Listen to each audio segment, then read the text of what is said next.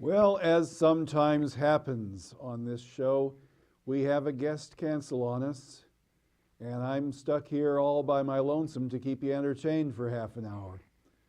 So tonight I'm going to do it with poetry. I have brought along with me an anthology of 500 of the greatest poems of the English language, and we're going to read through a few of them, and I could say discuss them, but no, I'm going to lecture you on them because obviously you are not going to be able to talk back to me, so you will just have to suffer my opinions as well as my interpretations of these poems for the next half hour.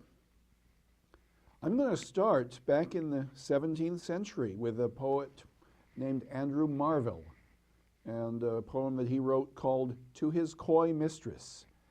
Now, for those of you who are not terribly familiar with poets and poetry, you have to understand that an awful lot of poetry has been written by guys hoping that the poem will get the girl's dress off.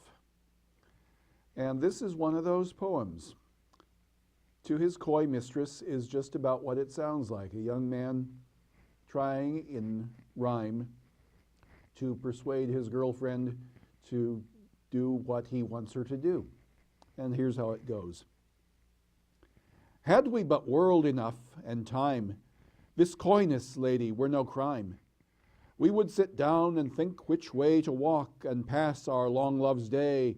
Thou by the Indian Ganges' side should rubies find.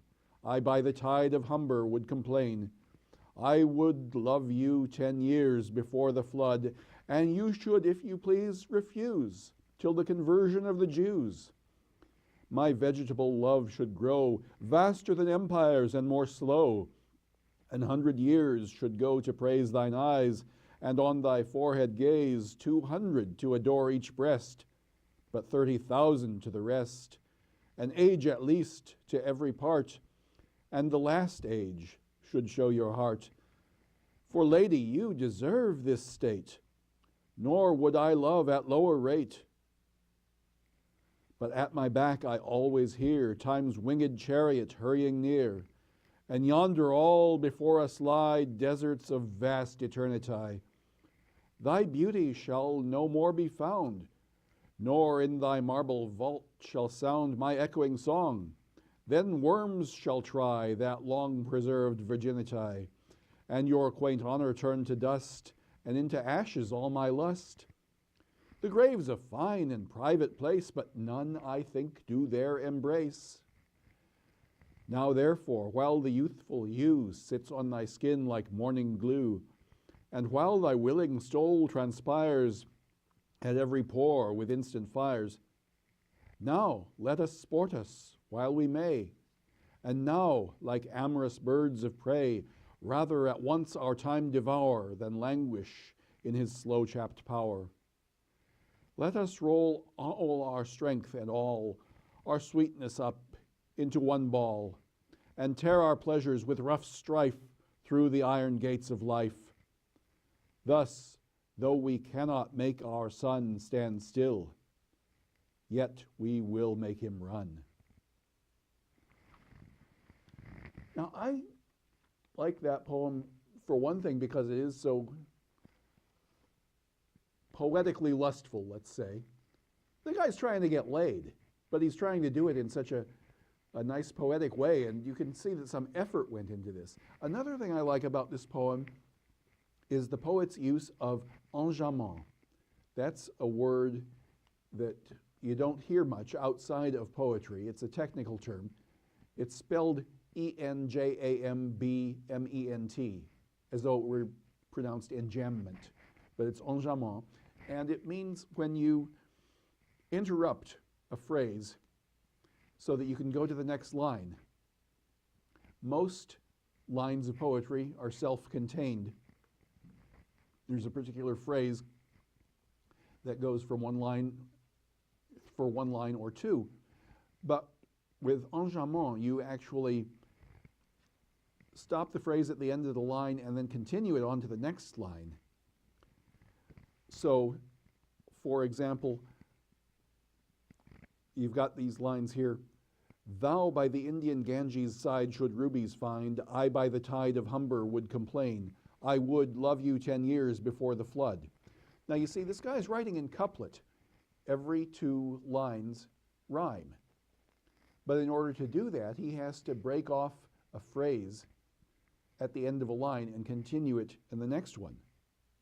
For example, thou by the Indian Ganges side, and that's the end of the line. And you have to go on to the next line, should rubies find. So the whole phrase is, thou by the Indian Ganges side should rubies find. And then continuing in that same line, it's I by the tide, and the line ends. The phrase is, I by the tide of Humber would complain. I would love you 10 years before the flood. You see, he keeps on interrupting his phrases because he has to do it. He has to come to the end of the line and he has to make it rhyme with the next line.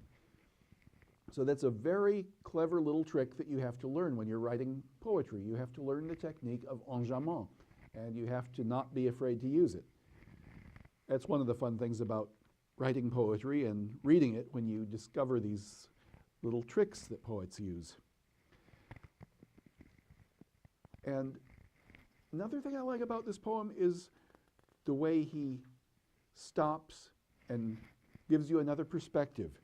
For example, the first 1/3 or so of the poem, he's saying, look, if I had infinite time, I wouldn't care how long it took to get you into bed. I could spend years and years just telling you how beautiful you are and flattering you and sweet-talking you, and I wouldn't begrudge it because we would have infinite time and there would be plenty of time left for us to jump into bed.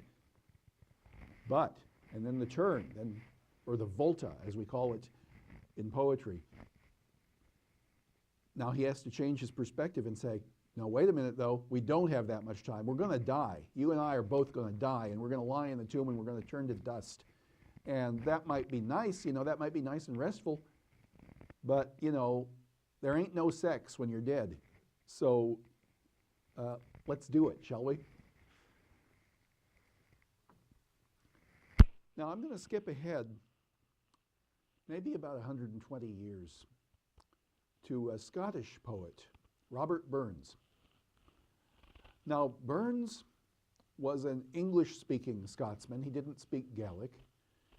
He was from the lowlands and spoke just ordinary British English. But he wrote most of his poems in Scots, which is not a separate language, but it's a dialect of English. A language and a dialect are different in that dialects are mutually intelligible one to another. For example, if I'm speaking English in the Scots dialect and you speak standard English, you can more or less understand what I'm saying. Whereas if I were speaking French, you would not be able to immediately understand what I was saying. It would be 2 different languages. Now this is a poem called To a Mouse on Turning Her Up in Her Nest with the Plough, November 1785. Now, as you remember probably from first grade, you were taught that certain animals hibernate all winter. Mice are hibernating creatures. They will build themselves a little nest, and they will go in there for the winter, and they will sleep and sleep until winter is over, and then they can come out and resume their lives once again. Now here is Robert Burns in November of 1785 plowing his field, and he accidentally turns up the nest of a hibernating mouse. And he feels terrible about this because, my God, he has just destroyed this poor mouse's nest, and how is the mouse going to build another one before the real cold weather sets in? That mouse now is going to be eaten by a hawk or maybe freeze to death. And poor old Robert Burns feels that, oh my God, I have been the instrument of this poor mouse's destruction. But then he considers this and he thinks about how this poor mouse's predicament might relate to any human predicament. And he comes up with this poem, which, as I say, is written in the Scots dialect, so you have to pay a little bit of attention to understand it. But it's universal. That's what I love about this particular poem, is its universality. It applies to anybody. We have all been in this situation, and this is how it goes.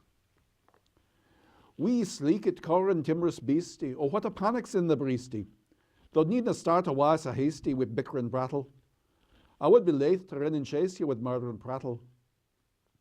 I'm truly sorry man's dominion has broken nature's social union, and justifies that ill opinion which makes thee startle at me, thy poor earth-born companion and fellow mortal. I doubt no whiles but thou may thieve, what then, poor beastie, thou mun leave? A demon icker and a thraves a small request, I get a blessing with the lave and ne'er missed. Thy wee bit housey too in ruin, it silly was the winds are strewing, and nothing now to beg a new one of foggage green. And bleak December's winds ensuing baith snell and keen. Thou saw the fields laid bare and wast, and weary winter coming fast, and cosy here beneath the blast thou thought to dwell, till crash the cruel coulter passed out through thy cell. That wee bit heap of leaves and stibble hath cost thee mony a weary nibble. Now thou's turned out for all thy trouble, but how sore howled to thole the winter's sleety dribble and Cranrach called. But Mousie, thou art no the lane in proven force that may be vain. The best laid schemes of mice and men gang off to glie, and leest naught but grief and pain for promised joy. Still thou art blessed compared with me. The present only toucheth thee, but och I backward cast my ee on prospects drear, and forward, though I cannot see, I guess and fear.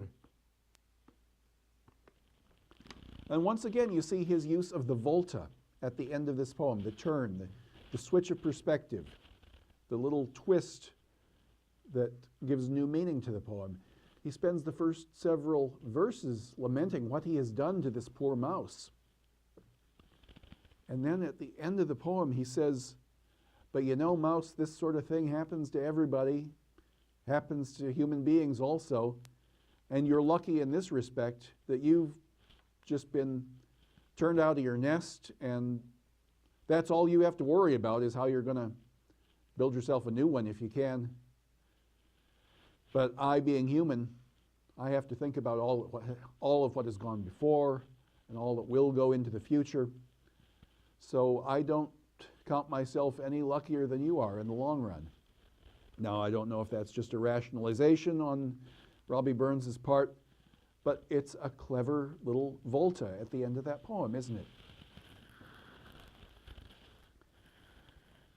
Now, I've given you a sort of sweet-talking amorous poem and a sort of a smilingly sad poem by Robert Burns. I'd like to give you one by Thomas Hardy that sort of goes against convention, you might say. This is a poem by Thomas Hardy, who was a well-known novelist, more known as a novelist than as a poet in the late Victorian and early Edwardian times. And he wrote this poem called The Ruined Maid.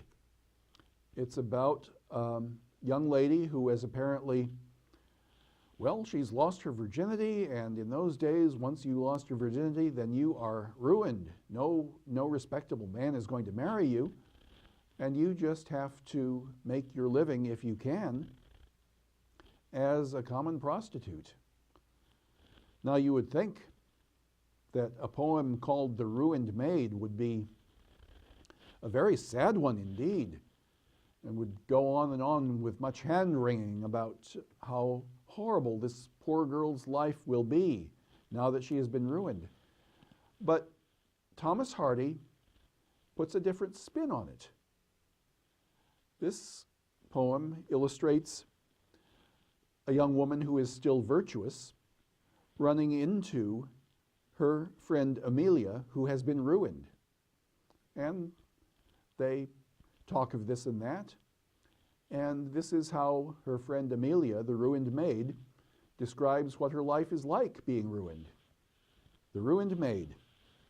"Oh, Amelia, my dear, this does everything crown. What could have supposed I should meet you in town? And whence such fair garments, such prosperity? Oh, didn't you know I'd been ruined, said she. You left us in tatters, without shoes or socks, tired of digging potatoes and spudding up docks. And now you've gay bracelets and bright feathers 3. Yes, that's how we dress when we're ruined, said she. At home in the Barton, you said thee and thou, and thicun and thisun and t'other. But now you're talking quite fitsy for high company. Some polish is gained with one's ruin, said she. Your hands were like paws then, your face blue and bleak, but now I'm bewitched by your delicate cheek, and your little gloves fit as on any lady. We never do work when we're ruined, said she. You used to call home life a hag-ridden dream, and you'd sigh and you'd sock, but at present you seem to not know of megrims or melancholy. True, one's pretty lively when ruined, said she. I wish I had feathers, a bright sweeping gown, and a delicate face, and could strut about town. My dear, a raw country girl such as you be cannot quite expect that. You ain't ruined, said she. So the ruined maid appears to be actually not too broken up by the fact that she's ruined. But just think of the poor guy who maybe had hoped to be the object of her ruin, but he lost out to some other fella. He didn't get to ruin her, some other guy did. And for his perspective, we can turn to the poetry of Alfred Edward Houseman, who wrote a poem called When I Was 21. When I was 21, I heard a wise man say, give crowns and pounds and guineas, but not your heart away.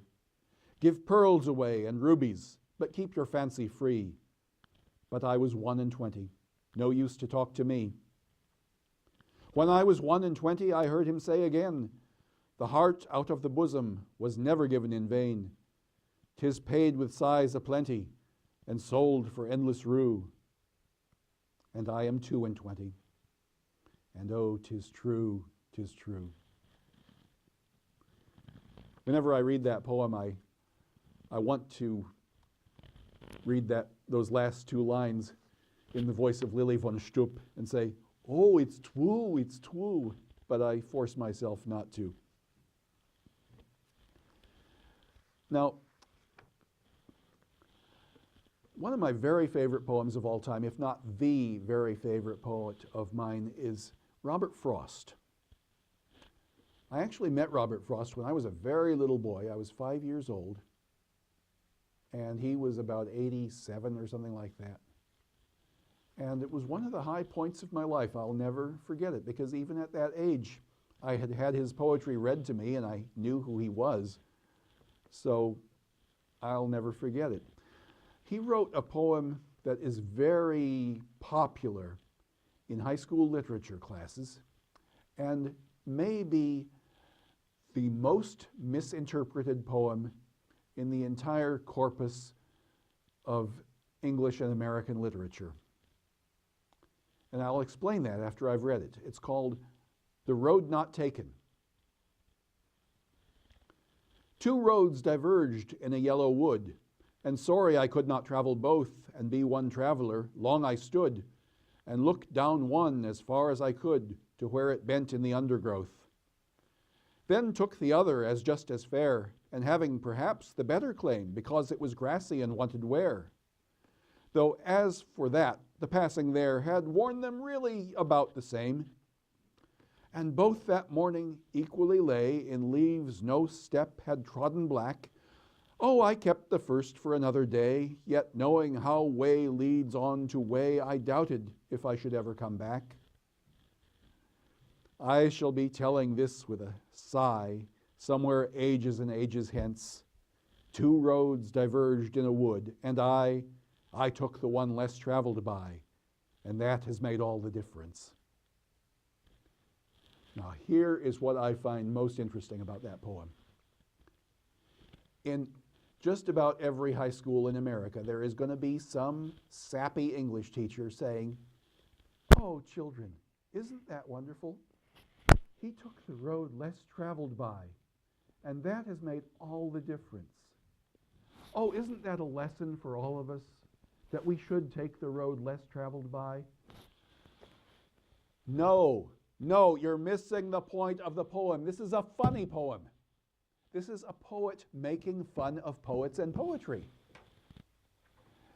That, once again, you see this brilliant use of the volta at the end. That last verse, that line, I shall be telling this with a sigh. He's making fun of himself. He's saying, this inconsequential, trivial incident happened. I came to a fork in the road. I decided, well, I'll take that way rather than this way. It really mattered nothing. But years from now, I will pretend that this was a pivotal incident in my life, and I will tell this story as though it were just that. I shall be telling this with a sigh. See, he's saying, in the future, I'm going to be telling this story, right? And I'm going to make a big thing out of it and be all self-dramatizing about it. I shall be telling this with a sigh, somewhere ages and ages hence. 2 roads diverged in a wood, and I took the one less traveled by, and that has made all the difference. You see, that's what the poem is about. So, if you were blessed with an English teacher who told you differently, look her up, seek her out, correct her. Here's another poem that I love of Robert Frost. This is a much more serious poem, I would say. Some people would say it's a poem about death. I'm not sure. Maybe it is, maybe it isn't. But it's called After Apple Picking. And I love this song, this poem, this song, whatever you want to call it, because it is so vivid. It paints such a wondrous picture. And that's what I love about Frost. You can see what he is talking about. And you'll see it in this poem. He's out in the country someplace. He's picking apples in the fall. It's time to harvest the apples, and that's what he's doing, and now he has done it. And this is his account of it. My long 2-pointed ladder's sticking through a tree toward heaven still, and there's a barrel that I didn't fill beside it, and there may be 2 or 3 apples I didn't pick upon some bough, but I am done with apple picking now. Essence of winter sleep is on the night, the scent of apples I am drowsing off. I cannot rub the strangeness from my sight I got from looking through a pane of glass I skimmed this morning from the drinking trough and held against the world of hoary grass. It melted, and I let it fall and break, but I was well upon my way to sleep before it fell, and I could tell what form my dreaming was about to take.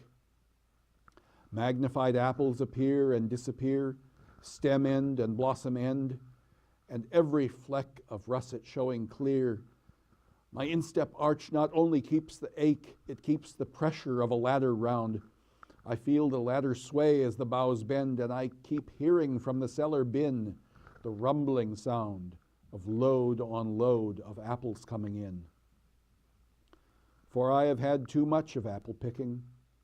I am overtired of the great harvest I myself desired.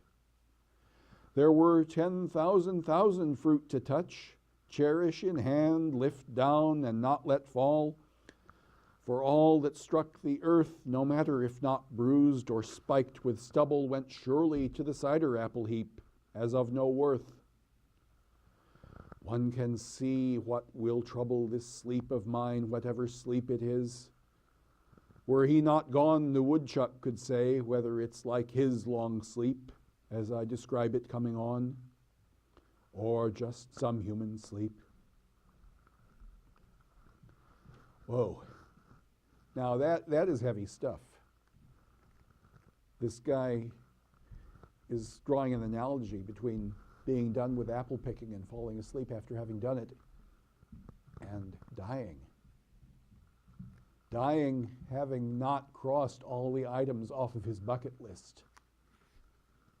You know, there's a few apples left up there on the bough. But I'm done with apple picking now. And the apples that touched the ground, they went into the cider apple heap as of no worth. Oh, that's a diabolical poem, isn't it?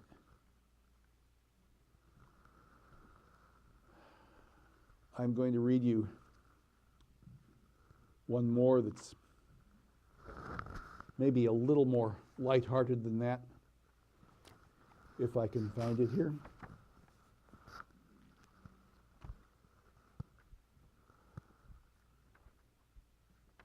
Oh gosh. Well, I won't. I guess what I'm going to do is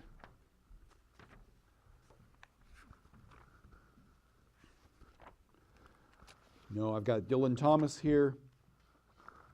I've got what else?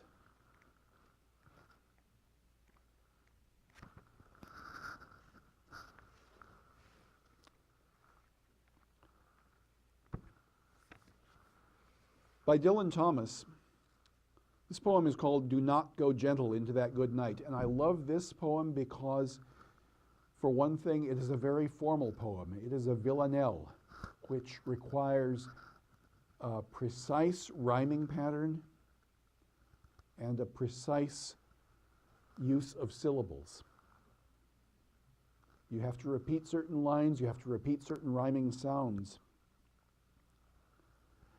And Do Not Go Gentle Into That Good Night was written originally for his father, who was dying. And Dylan Thomas wrote this as a way of saying goodbye to his father, as a way of giving him a little pep talk, as a way of maybe cheering the old guy up before he croaked. I don't know, but it's a wonderful example of how effective the use of form can be in a poem. And here it is. It's called Do Not Go Gentle Into That Good Night. Do not go gentle into that good night. Old age should burn and rave at close of day. Rage, rage against the dying of the light. Though wise men at their end know dark is right, because their words had forked no lightning, they do not go gentle into that good night. Good men the last wave by, crying how bright their frail deeds might have danced in a green bay. Rage, rage against the dying of the light. Wild men who caught and sang the sun in flight and learned too late they grieved it on its way, do not go gentle into that good night. Grave men near death who see with blinding sight, blind eyes could blaze like meteors and be gay. Rage, rage against the dying of the light. And you, my father, there on the sad height, curse, bless me now with your fierce tears, I pray. Do not go gentle into that good night. Rage, rage against the dying of the light.